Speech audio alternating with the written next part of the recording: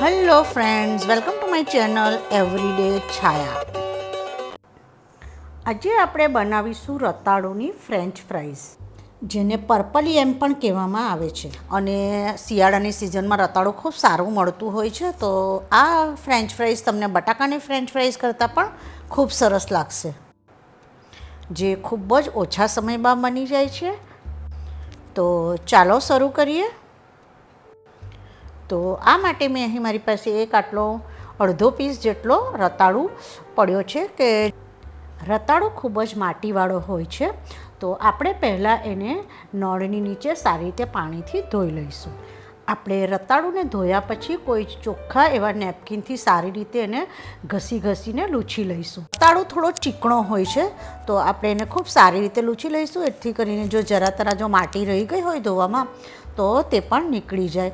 હવે આપણે એની આ ઉપર અને નીચેનો ભાગ કાઢી નાખીશું અને આપણે એની છાલ ઉતારી લઈશું. આપણે એને છોલ્યા પછી ફરીથી એક ચોખ્ખા એવા નેપકિનથી સારી રીતે લૂછી લઈશું. આપણે હવે એના ગોળ એવા મીડિયમ થિકનેસવાળા આવી રીતે બતાવ્યા પ્રમાણેના પીસ કરી લઈશું. આપણે હવે ફરીથી એને ફ્રેન્ચ ફ્રાઈઝ શેપમાં ઊભી કટ કરી લઈશું. આપણે એને બહુ જાડી કે પછી બહુ પતલી નથી કરવાની, આપણે એને મીડિયમથી કેવી કટ કરીશું. આપણે આવી રીતે બધી જ ફ્રેન્ચ ફ્રાઈઝને કટ કરી અને તૈયાર કરી લઈશું. આપણે એક બાજુ સ્ટીમરમાં પાણી ઉમેરી અને સ્ટીમરને રેડી કરી લઈશું. આપણું સ્ટીમરમાં વરાળ આવવા માંડી છે, પાણી ઉકળી ગયું છે. તો હવે આપણે જે ફ્રેન્ચ ફ્રાઈઝ કટ કરીને રાખી છે તેને આવી રીતે એમાં આપણે મૂકી દઈશું અને લગભગ હાઈ ફ્લેમ પર 2 મિનિટ માટે એને થવા દઈશું. આપણે લગભગ 2 મિનિટ પછી સ્ટીમરને ખોલીને જોઈશું અને આપણે સહેજ કાંટા ચમચી વડે એને ચેક કરીશું તો આપણા રતાળું અધકચરા એવા ચડી જવા આપ્યા છે. તો આપણે ગેસની ફ્લેમને બંધ કરી દઈશું. આપણે એને ઓવરકુક નથી કરવાના.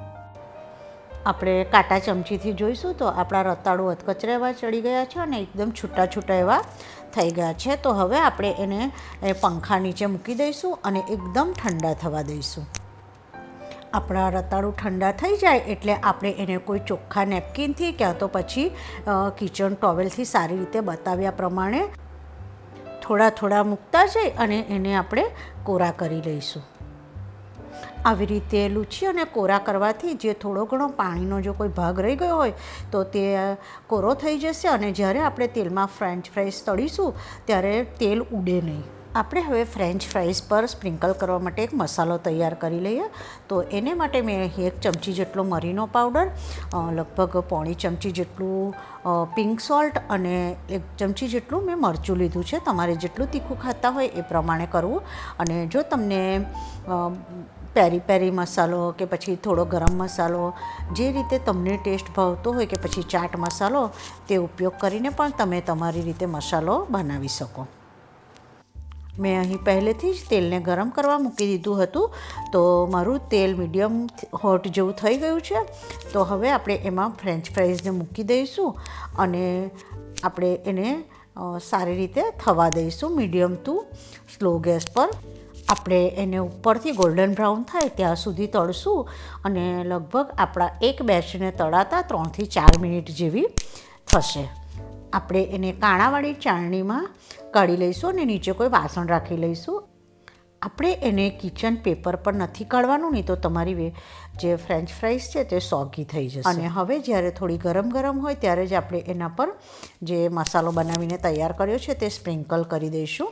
આપણી ફ્રેન્ચ ફ્રાઈઝ એકદમ સરસ એવી તૈયાર થઈ છે. તમે અવાજ પણ એનો સાંભળી શકશો. દોસ્તો, તમે બટાકાની ફ્રેન્ચ ફ્રાઈઝ તો ખૂબ જ ખાધી હશે, પરંતુ શિયાળાની સિઝનમાં રતાળું એકદમ ઇઝીલી અવેલેબલ હોય છે, તો એકવાર જરૂરથી ટ્રાય કરવા જેવી રતાળુની french fries. Thank you for watching my channel. અને જો તમને મારી રેસિપીઓ ગમતી હોય તો please subscribe my channel. Like, share અને સબસ્ક્રાઈબ એકદમ ફ્રી છે.